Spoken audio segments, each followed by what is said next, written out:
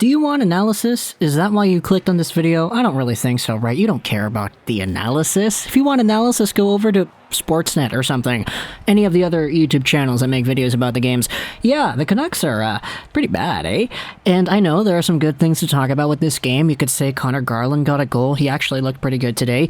Tucker Poolman, for as terrible with the puck as he is, he scored his first goal in like 50-something games today, so good for him. But the Canucks, dude, 4-2 loss against the Colorado Avalanche in a game where they looked okay at some points, but still, the Canucks lose, and this is a game where penalties start to get to them, and some individual plays, man, they're really, really fishy. So I don't care about this game. I don't want to talk about all the stuff that happened. Let's just talk about a few things here. Hughes, let's talk about Pettersson, and let's talk about the penalty kill. Because this penalty kill is on pace to being like the worst penalty kill of all freaking time. And I can't believe I'm saying that. In the last 9 games, this is a stat from Jeff Pettersson on Twitter, they're 17 for, 35? So now they're officially below 50% on the penalty kill, which is absurdly, astronomically, unrealistically low. Oh my goodness, dude. This team is so bad. This team takes a penalty, all of a sudden, boom, there's a goal against. And furthermore, the penalties they take in these games, dude, what was that? Okay, let's just try to go over the penalties, because I said we'd go over them. Vasily Podkolzin hooking on Newhook, not a fun one. You have yourselves Bo Horvat hooking against Mikko Rantanen, not a fun one. The Tyler Mott one and Cale Makar, okay, that one was just kind of weird, and it was, to be fair, compensated immediately after as Nazem Kadri gets an interference call on Miller 4 seconds after, but then Chason, the elbowing call on Johnson, not a good one. Miller, roughing against Rantanen, okay, it's kind of at the end of the play, and you don't have a stick. Miller doesn't have a stick like half the time he's on the penalty kills. Anybody notice that? And then Quinn Hughes. Boy, was the Quinn Hughes slander thriving high in this environment right here, because I saw a whole bunch of people, not just on the Vancouver side, but on the Colorado side as well, giving so much flack to Quinn. Some people were even saying, and I quote this tweet right here, I'm not going to go out there and give the guy attention or anything, but he was like, yeah, I don't even know why people compare Hughes and Makar, because, hey, Hughes isn't even as good as Samuel Girard. And that was a tweet that popped off amongst Colorado fans that I saw. They were saying that Quinn Hughes would be like the 5th defenseman in Colorado. And, you know, it's not even just those guys that were going off on Hughes, because I get it. When Samuel Girard hits Hughes into the boards in the offensive zone, I get it. You don't like it.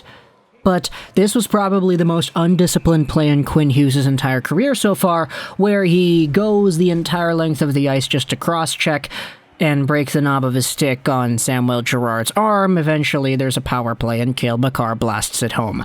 The penalties in this one, not good. The penalty kill in this one, not good. Quinn Hughes, while he did have his moments, one guy, especially a defenseman, can only do so much. You could see he was trying. He was going out there, throwing shots to the goal, making some plays, but it just wasn't going through. And Elias Pettersson, dude, wow. Is he a former version of himself? Like, the confidence issues are so glaringly obvious at this point that I don't even know what else there is to say. So many plays where Petey has a whole bunch of speed coming in on the rush. That one play in the third period where he gets the breakout pass and he's got some space. He's got an angle one-on-one against the goaltender and another defender. You know what the Pettersson in his rookie year would have done? He would have come in, try to rip a shot, or try to dangle the guy's pants off and force his way to the goal. This Pettersson, nah, he slows down and he stops and he lets everybody else catch up to the play.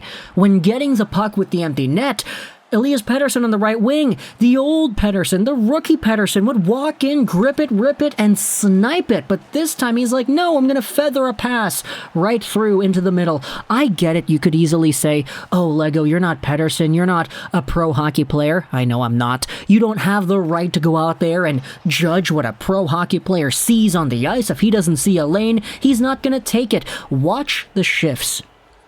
Watch Pettersson in his rookie season and watch Pettersson today. Watch Pettersson last game and 2 games ago. Watch this guy and the way he plays now compared to before and tell me that is the same player. Because they're not. This year's Pettersson has so much mental baggage that he's second-guessing every play he tries to make. He's not able to keep the puck on side when it really matters. He's losing it in the offensive zone, leading to turnovers. The offensive capabilities of Elias Pettersson have dwindled away, and it's so tragic to see that. I know it's easy to say, oh, he's young, he's 22 years old, he's gonna become better, the best years of his career are ahead. I get that, I agree with that. But you can't make it seem like this year's play is excusable because of those factors. They were talking about it on Sportsnet 650, the idea that Pettersson might even have an Eriksson kind of situation where he gets the payday and he stops performing well after the payday. Now, that's extreme. I get it. It's a terrible example, and it's one that we don't want to hear. But the fact is, you would be kind of blind to say we're not allowed to have that kind of conversation.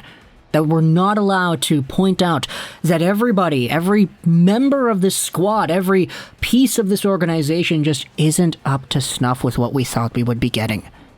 Tucker Poolman scored his first goal today, and the guy was so bad. Like, the guy's game tonight, you take a look at every time Tucker Poolman touches the puck in the offensive zone to play dies on his stick. Like, he gets these really good opportunities where he pinches in and he's the trailer and they center it out, but he always whiffs on his shots and he passes it off to the wrong guy. This one has actually a shot that gets saved and kicked into the goal by Darcy Kemper himself.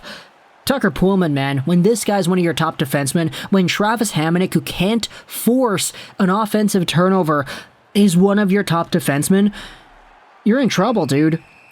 Things get even worse on the penalty kill when everybody's just there combined, and JT Miller is losing out on his stick the entire time. Tyler Myers is always losing his stick too, not tracking the men in front properly. It's just a mess.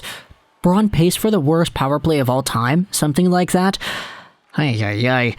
This game was honestly kind of cool because even though the Canucks were winning for a good chunk of it, I never really felt like the game had been won at a point, you know? Like, it was tied 1-1 for the majority of the game, I believe, but it never really felt like Vancouver had a chance. Because it just kind of felt like Colorado is just waltzing around. They know they're playing the Canucks. Meanwhile, the Canucks are trying to show up and tell the Colorado Avalanche, hey, we know who you think you know you're playing, therefore we want to be better than the expectations that you have of us. But Colorado is just like, okay, here, give us another power play. We'll score again, and again, and again. And when the going gets tough and you pull the goalie, what are you going to do? Throw it over to Pettersson and he's going to rip a one-timer? He doesn't do that anymore, man.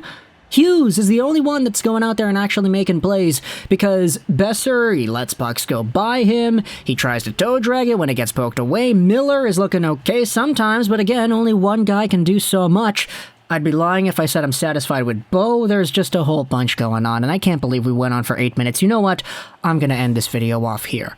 I want to go out there and enjoy the rest of my night. So talk to me in the comments. What did you think about the Canucks losing to the Avalanche? I hope you enjoyed this video. I don't even care about the stats or anything. Like, I said my piece. Go listen to Clay or Parker or the hockey guy if you want to get the extended info of what happened, because, yeah, I'm kind of tired of talking about this team. I kind of want to just watch Korean drama. Thank you very much. I hope you enjoyed this video. And bye.